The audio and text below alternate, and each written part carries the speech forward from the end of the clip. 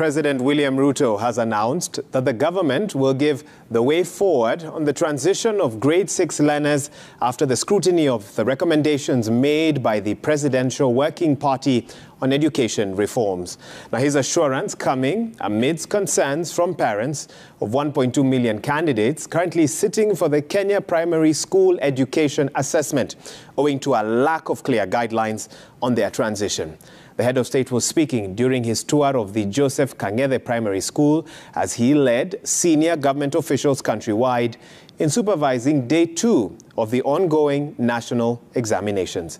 Safin Achieng reports. The second day of the Kenya Certificate of Primary Education examinations and the Kenya Primary School Education Assessment began in earnest, with senior government officials sustaining their tour of schools across the country as part of the government's plan to ensure that the integrity of this year's national examinations is upheld. President William Ruto was in Joseph Kang'ethe Primary School, where he affirmed that the government has invested heavily in ensuring that there is adequate security to avert unnecessary disruptions during this exam period. Tumemobilize askari wengi kuhakikisha kwamba mambo ya mitihani inaendelea vizuri katika centers zetu zote.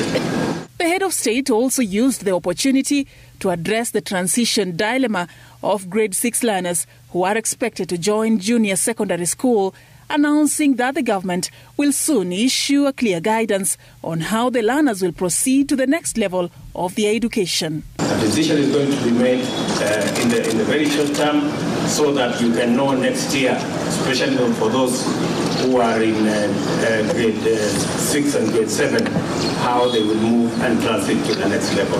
Sentiments echoed by his deputy Rigathi Gachagua, who visited Komarok Primary School in Embakasi Central Constituency in Nairobi. This Friday, we'll be giving the way forward after the president receives an interim report on how we proceed with the CBC and other reforms.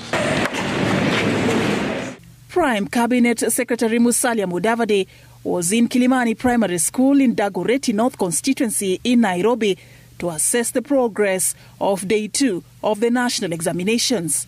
Wamejipanga na tunawatakia heri kwa hii shule na kwa mashule zote katika taifa letu. In Nakuru County, Principal Secretary in the State Department of Early Learning and Basic Education, Dr. Julius Juan, has affirmed that no learner from the 67 private schools in Uasin Gishu and Bungoma counties that failed to collect their examination papers on Monday has failed to sit for their national exams. The PS clarified that the schools were shut down during the COVID-19 pandemic, but the learners were absorbed in different schools. These centers closed down and these learners moved on to other schools where they were able to sit their KIPS here. So what I want to clarify is that no learner at all missed exams because a center was closed. The process went on smoothly in different parts of the country, save for a few incidences that were reported.